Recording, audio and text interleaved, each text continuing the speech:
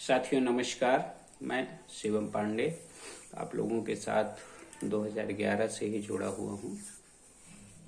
BEd TET 2011 आज का मुद्दा है। बीएड टीईटी 2011 जिस संदर्भ में हम कई साथियों ने माननीय उच्च न्यायालय से उच्चतम न्यायालय तक संघर्ष किया, लेकिन आज भी अचयनित हैं माननीय सर्वोच्च न्यायालय के आदेश के बाद भी, क्योंकि उस आदेश में लिबर्टी शब्द का प्रयोग हो गया था। तो सरकार ने आज भी हम लोगों के साथ न्याय नहीं किया है।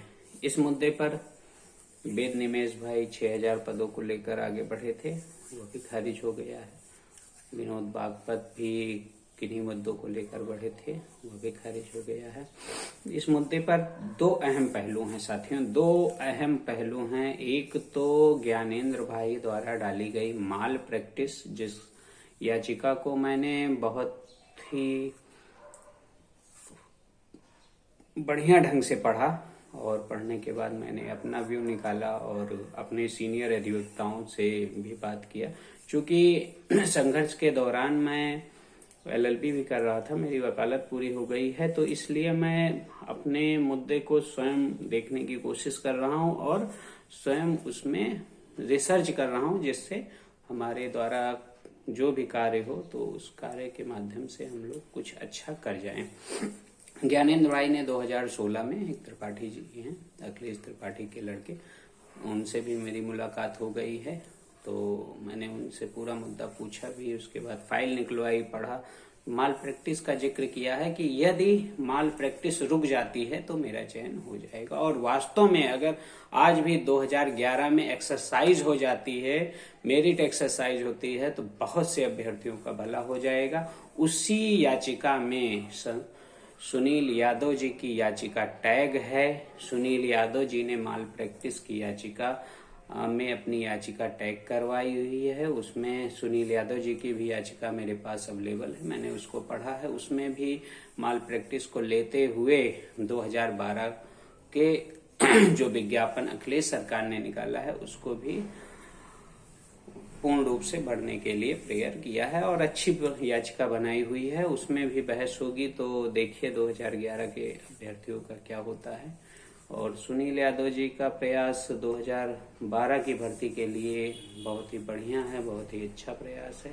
प्रयास करने से ही सफलता मिलती है और एक नीतिबद्ध तरीके से वो प्रयास कर रहे हैं। माल प्रैक्टिस पर चूंकि ज्ञानेंद्र भाई की याचिका थी और याचिका स्टैंड करने के लिए पुरानी याचिका का सहारा लेना पड़ता है, तो इन्होंने शायद उसी में टैग करवा के फिर अपनी बात कोर्ट में रखना चाहिए।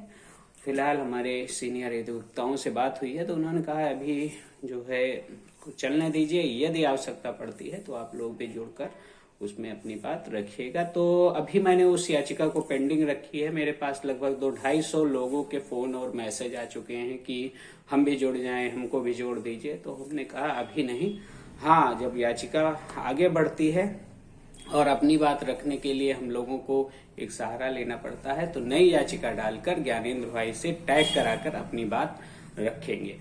इधर प्रयागराज बेंच में ये याचिकाएं चल रही हैं, दूसरी तरफ लखनऊ बेंच में 370/2019 शिवम पांडे एंड अदर्स बनाम उत्तर प्रदेश सरकार पर मेरी याचिका डबल बेंच में अभी भी चल रही है। उसको जानबूझकर मैंने पेंडिंग रखा हुआ है, क्योंकि सरकार की रुख को देखा जा रहा है। विभिन्न मुद्दे ऐसे हैं जो सरकार से कुछ वार्तालाप भी हुए हैं और सरकार के अधिकारियों द्वारा कुछ आश्वासन मिला है, इस वजह से उस याचिका को मैंने पेंडिंग रखा है। साथियों संक्षिप्त में बताऊंगा, यह याचिका समानता के आधार पर 839 के सापेक्ष 24 फरवरी, 17 अगस्त और 7 नवंबर इन सभी अंतरिम आदेशों के तहत डाली गई है। इस पर भी मुझे 100% सफलता मिलने की संभावना है, लेकिन इसको अभी पेंडिंग रखा हूं क्योंकि मेरे विश्वस्त सूत्रों के अनुसार 26 जनवरी तक सरकार बीएड टीईटी 2011 के अंतरिम आदेश संबंधी कोई कार्य करने की एक भूमिका बना रही है। शायद यह भूमिका सफल हो जाए, इसलिए मैं अभी उस याचिका पर कार्यवाही नहीं कर रहा हूं। यह याचिका मेरे द्वारा ही डाली गई है, मैं भी विधिक रूप से इस पे अपने बड़े सीनियर असित कुमार चतुर्वेदी जी एवं IM पांडे जी से मैंने इस पे सलाह लिया था।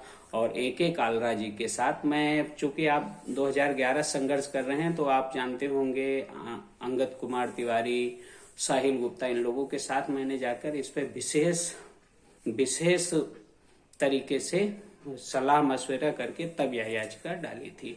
तो उसको पेंडिंग रखने का सिर्फ एक ही रीजन है कि सरकार द्वारा उठाए गए कदमों का अवलोकन करने के बाद ही मैं अपनी याचिका को स्टैंड करूंगा। दूसरी तरफ ज्ञानेंद्र भाई की माल प्रैक्टिस की याचिका में मैं याचिका डालकर अभी आप लोगों को टैग इसलिए नहीं कर रहा हूं क्योंकि सरकार से ही हमारी लड़ाई है। यदि सरकार कुछ अच्छा करने की सोच रही है तो हम लड़ाई को विराम कर देंगे और अनावश्यक आपके पैसे का दोहन नहीं होगा। इसलिए 26 जनवरी तक मैं बिल्कुल 2011 के मुद्दे पर शांत हूं और अपनी पूरी तैयारी के साथ बैठा हुआ हूं कि हाँ, हमें क्या करना है और क्या नहीं करना है। विभिन्न पुराने साथी संघर्ष कर रहे हैं, संघर्ष के दरमियान मुझसे भी मिलते हैं और मैं सबसे कहूंगा, जितने भी हमारे पुराने साथी हैं, मैं सबसे कहूंगा कि एक बार कोई भी याचिका डालने से पहले अवलोकन कर लें, साथ में मिलकर उसमें जितने भी एनेक्जर्स, प्रूफ्स और ग्राउंड्स हैं उस पे चर्चा कर लें। शायद मैं सभी लोगों की पूर्णतः मदद कर पाऊं और जो उनके द्वारा छूट रहा हो उसे पूरा करवा दूं। क्योंकि वकील से ज्यादा पैरवी करता का ज्ञान ही कोर्ट में काम आता है। और चूंकि मैं उस विज्ञापन का अभ्यर्थी हूं और पीड़ित भी हूं, तो मैंने उसको बहुत ही अच्छी तरीके से खंगाला है, अपनी डिग्री का इस्तेमाल किया है, वकालत के फ्रेज का इस्तेमाल किया है और पूर्णतः उस तथ्य को निकालने की मैंने कोशिश की है जिससे अचयनित B.Ed TET 2011 के पुराने साथियों को नौकरी मिलने की संभावना बन सकती है और पैसे का दोहन कम से कम हो सकता है।